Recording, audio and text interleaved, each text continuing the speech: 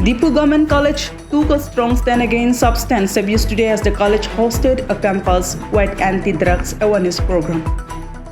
The program held in the college auditorium brought together students, faculty, and invited speakers to tackle the growing concern of drugs abuse among youth in Karbi Anglong, Assam. The event opened with a welcome address by the principal, Mozam Hussein Borbhuya, who emphasized that awareness and education are the first line of defense. He urged students to be proactive in looking out for peers and to reject peer pressure. Drugs don't just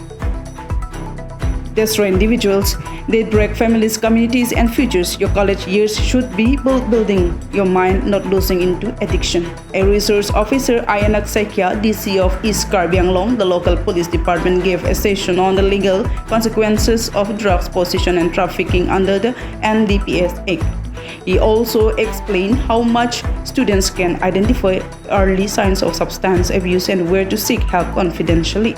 NCC volunteers and the college counseling cell also set up information boards outside, distributing pamphlets with helpline numbers and details about free counseling services available on campus.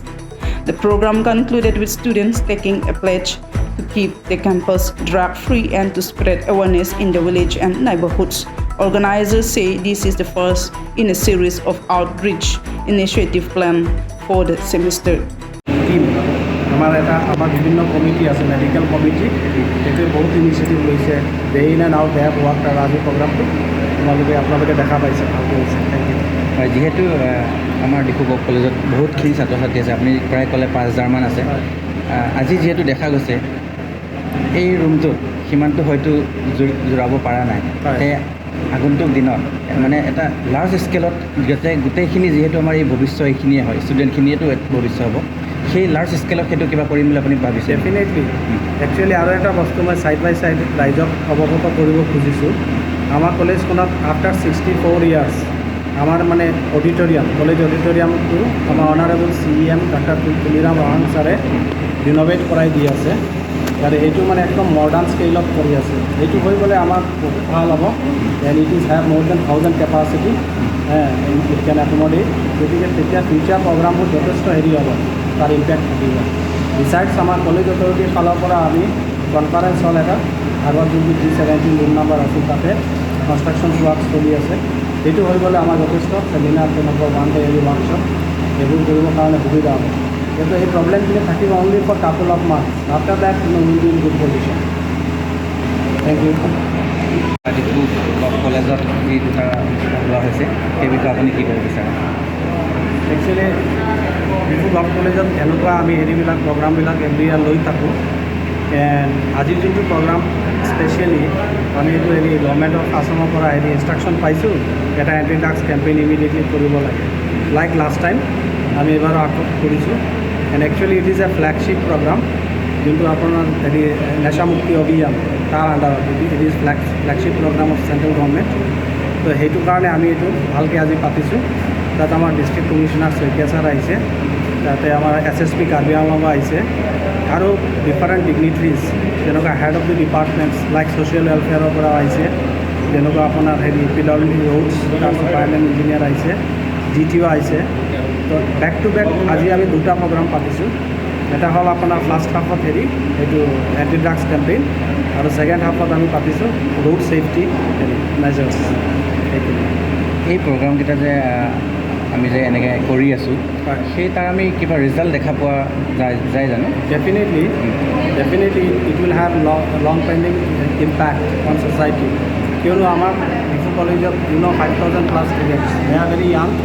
গতিকে বহুতে হয়তো নাজানে এৱেৰনেছটো লাগিব আৰু এইটো এটা বস্তু আন এটাৰ লগত ৰিলেটেড সেইকাৰণে আমি বেক টু বেক দুটা প্ৰগ্ৰাম ৰাখিছোঁ ড্ৰাগছটো বা any kind of substance abuse সেইটো কাৰণে বহুত ৰোড এক্সিডেণ্টো হয়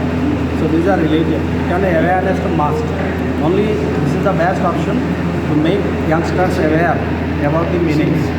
once they are aware definitely it will have an impact on society আৰু মই particularly thankful to district administration specially আমাৰ ডিষ্ট্ৰিক্ট কমিশ্যন আমি এটা সভা পাতিম তাতে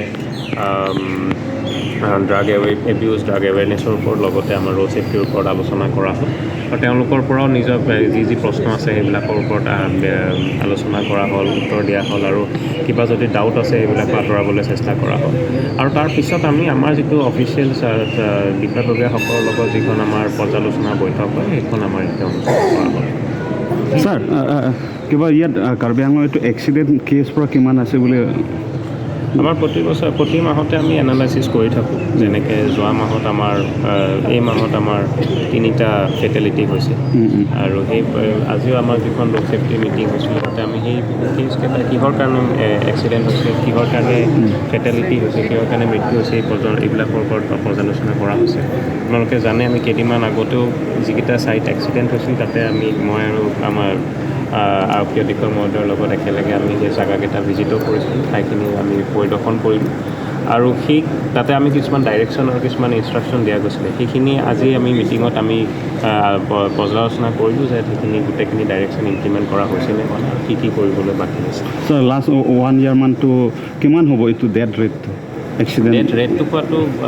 বহুতকেইটা ফেক্টৰ আছে, কিন্তু আমি প্ৰতি মাহতে আমি কিছুমান আমি মাহ হিচাপে কৰোঁ যে এই মাহৰ লগত যোৱা বছৰৰ একে সময়তে কেনেকুৱা সংখ্যাটো কিমান আছিলে আৰু এইবাৰ আমাৰ দেখিছোঁ যে আমাৰ সংখ্যাটো কমিছে কিন্তু সেইটো এটা ডাইনামিক নাম্বাৰ এটা সলনি হৈ থাকে। আমি সেইকাৰণে চেষ্টা কৰোঁ যাতে সংখ্যাটো কমাই আনিবলৈ আমি যিমান পাৰোঁ সেইটোৱে চেষ্টা কৰোঁ। This is reporting from Diphu, Donalisha, Lake TV, NE Karbi Anglong News.